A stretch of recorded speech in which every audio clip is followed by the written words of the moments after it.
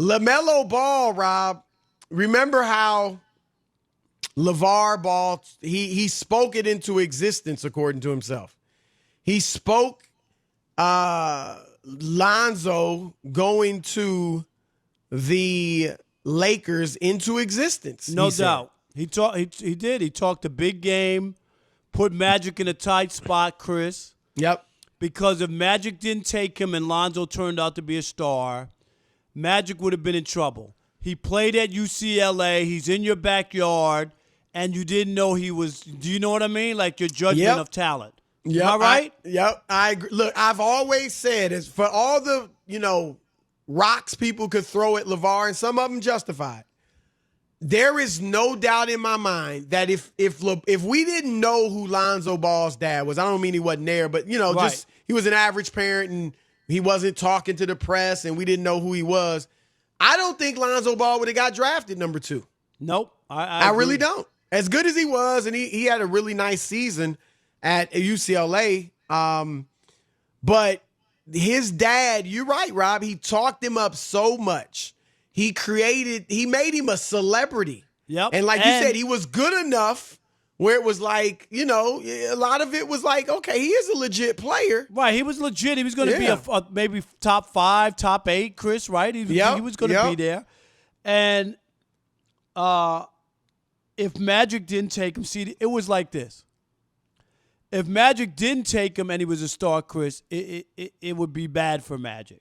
Yes. So you just got to go with it. And he played. He was a point guard. Right, all the stuff. Pass first, yep. And Magic with his jersey's going to be in the rafters next to mine. Magic, of course, took it a little far. Went to the hill, right, to try to sell He'll it. be better than me and all that. Yeah. But I agree. I think he was talked into it. Yep. So now LaVar is talking up his youngest son, LaMelo. And look, first of all, Lonzo, Rob, I think, will you admit he's coming around? Now it's been a few months of really good basketball from Lonzo, but he's coming around in New Orleans. Chris, will you admit that? No, really? No. I'm not saying that. Oh. I'm just saying what I said at the time was how poorly he was playing. Chris, you're talking about how well he's playing now, or he was before the pandemic. But to be the second overall pick and the savior of a franchise, he was awful early on. He just was. He wasn't ready for it. And some guys are going to be that's like all. that. And I'm saying I was critiquing him, Chris, at present time, right, the way he was playing. I didn't say that he couldn't play at all or he couldn't, be better or a decent player in the league or whatever it is. At the time where he was drafted and the expectations, he failed. Yeah, and first of all, he was 19. He played 1 year of college. It was 1 year of college basketball, if I'm not mistaken. And we have to recognize everybody's not going to take the league right away by storm like LeBron or like Zion. And I'm not saying you, but just people in general, or like Zion came in. Gary Payton took a while. Chauncey Billups took a while. And these are great. Chauncey was on Steve 5 or Nash. 6 teams, right? Yeah, Chauncey was a bust early right. on, Steve Nash, John Stockton. So some guys are going to take a little time. But anyway, LaMelo's the youngest. We know the middle son, LiAngelo. He didn't make it. I hope, he was on for the ride. He was on for the ride. Yeah, and he honestly, you saw him. I think you met him. He was up at FS1. They should have had him playing football. Right. Because he was totally a big kid. He had some athleticism, but, he wasn't an NBA caliber basketball player. They say he was never a prospect, Chris. He was, he put up a lot of points, but, He didn't even play. He wasn't starting at UCLA. It wasn't like he was right. He may have never really gotten on the court for real action had he stayed at UCLA. But LaMelo is nice. LaMelo is a legit player, Rob. He dribbles it more than Lonzo. Lonzo, one thing I liked about him was that he would get rid of the ball early. And, when I was a kid coming up, that's what they taught you. Look up the court and push the ball ahead. But in today's NBA, that's a good trait to have at times. But you also need to know when to keep that ball in your hands and dribble it. And LaMelo's got that. LaMelo's got the passing ability. He'll handle it and keep the dribble alive. He can score. I don't know if he'll be a star or not. We'll see. But LaVar is trying to get him to the Knicks. Here's what LaVar said. I'm just going to read it. They don't have anything. He's right about that. The last time they won a championship was back in the 1970s. The bright lights. You need a whole new turnaround over there. The person I want to see LaMelo play with, he can play with anybody. I want to see him play with, they got to know this. If you getting Melo, you getting Jello. Uh-oh. See? Here we go. I'm just reading this quote for the first time. Here we go. Stop it, LaVar. Stop it. Stop it, right? Stop. Seriously, like, don't ruin it for LaMelo. Jello can be the business manager. Or, you know, he can maybe learn the ropes and become an agent like Rich Paul. He can work for Nike. He can be his personal trainer. He's not going to play for the Knicks. All right, he goes on. That boy shoot the heck out of that ball. So he's talking about Jello. Play with chemistry with LaMelo better than anybody ever. And after that, you have a chance to get come on. See, I'm just reading this. I didn't know it was now all what this he's saying, nonsense. chance to get Zion? No, Zoe. Oh. I mean, stop. Come on. And this is the thing, Rob. Lonzo is in the perfect spot. Why are you even bringing it up? Right. Right? Leave him be. He's finally blossoming. Leave him. They got a lot of young talent on that team. Just leave him be. Yep. And he's out of the way, Chris, right? Right. He's able to just do his thing under the radar to some degree.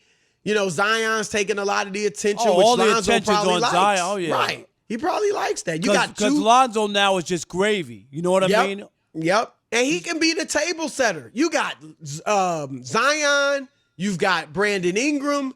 Drew Holiday can score. Like, all he's got to do is set the table, and that's what he likes to do, and that's what he does best. So he's in a great position. But I'm going to throw this at you, Rob. I would love to see LaMelo go to New York. I don't know if he'll be a star. Obviously, New York puts a lot of pressure on you. I think he can probably handle it because his dad is already put that pressure on him most of his life. Would you like to see LaMelo in New York? It just depends on what their options were. They need some buzz. No, they need buzz, but they also don't need a bust. They need a good player, Chris, who's going to be a centerpiece. You know what I mean? To get this thing rebuilt. And I don't know. Do you really? And if you're the Knicks and they got this whole new brass, Chris, and this whole new setup, do you need LaVar there talking about? Do you see what I'm saying? That's the thing. LaVar needs to chill. Do you need that? Do you need that noise? They'll be like, look at what he did to the Lakers. Magic quit. Well, and look, you and I both worked in New York. The New York Post will be at LaVar's. Yes. They will be there every day quoting. He'll have a guest column in the New York Post, Chris. Really. I mean, real talk. And I hear you. And LaVar needs to just step back and let LaMelo be. And if the Knicks draft him, just stay away. I mean, seriously. Enjoy your son's career. Yes. Right. Because he could, first of all, as you said, he could keep him from going to New York if the Knicks don't want to deal with that. And then number two, if you in New York, you think L.A. was bad? Oh my gosh! If he's talking LA like doesn't that have in New York, the screaming back pages, Chris. No. And just the talk and the amount of people and just the whole thing, and then the burden that the Knicks haven't won since 1973. Right. You throw that into the mix, all this other stuff, and the expectations. People are paying top dollar to go to the Garden, Chris. Right? Frustrated for years. Yep. I mean, it's not a pretty picture. He don't need that. All right, this week on the Fab Five, everybody's been kind of giving their list of greatest players. Kenny Smith shocked the world when he had LeBron James as the 10th best player of all time and Kobe Bryant not even in the top 10. And then Charles Barkley probably goes one better, doesn't have Shaq in his top 10. So that led me to say, let me give my top 5 players of all time. Here we go. Number 5. Wilt Chamberlain. Look, I know he only won 2 titles, but hey, 2 titles in 13 years, that's nothing to sneeze at.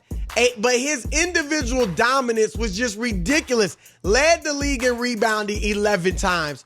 All-time leading rebounder at 22.9 boards a game. Led the league in scoring 7 times. Averaged 50 one year, 45 another, and more than 36 points a game. Basically 37 or more 4 other times. The dude was ridiculous.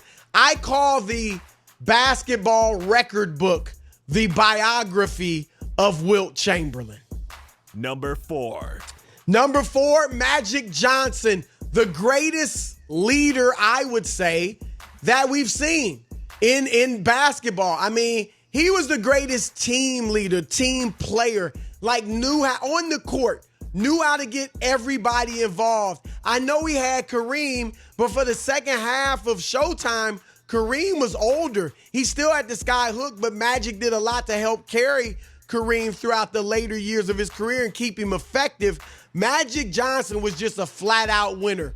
In one stretch he had, in a 4-year stretch, he won the high school state championship, the national championship in basketball in college, and then the NBA championship as a rookie. 3 titles, 4 years. Magic's number 4. Number 3. His teammate, Kareem Abdul-Jabbar. Kareem has the greatest individual resume of any player in basketball, period. From high school at Power Memorial in New York to UCLA, where he was just incredibly dominant. I think he went 88-2 at UCLA. And then in the NBA, he won 6 MVPs. That's a record. 6 NBA championships. Kareem Abdul-Jabbar, the greatest shot in the history of basketball, the sky hook. Phenomenal at number 3. Number 2. LeBron James. That's right, King James, number 2. I know, 3 titles, only 3, but he's been to 9 finals. He I'd say more than any other player. Magic has an argument here, but you put LeBron with anybody, and he's going to make them a playoff team. I know last year, don't worry about last year, he was hurt. He will make anybody a playoff team, and if he's got a little bit of talent, he's going to make him a contender. Whether he gets them over the top or not, LeBron fills up this box score all throughout, may end up as the game's all-time leading scorer and the only player in the top 5 scoring top 10 assists when he's done. LeBron at number 3. Or number 2. 1. Number 2, LeBron. Number 1, come on. Need I say, we just watched a 10-hour tribute to the man that had the entire country just all up on the screen. I know I'm not saying it well, but you know I'm talking about Michael Jeffrey Jordan. 6 championships, broke all types of conventional wisdom. People thought you couldn't build a dynasty around a 2-guard. People thought you couldn't lead the league in scoring and win championships. Michael Jordan, his game was the prettiest we've ever seen, the most graceful game that we've ever seen in basketball. People are still buying his shoes as if he was in his 3rd year in the NBA. Michael Jordan, the GOAT, the greatest basketball player of all time. And I bet you even Shaq and Kenny agree with that. Keep it locked.